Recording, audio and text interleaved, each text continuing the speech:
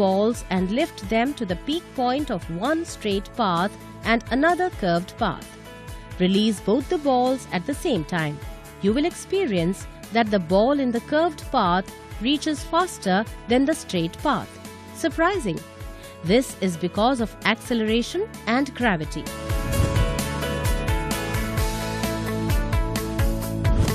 Gaining acceleration due to gravity is varied with two different shaped paths. Shortest time is achieved in the cycloidal curve. A body experiences higher average acceleration due to gravity along a cycloid path and rolls down in less time.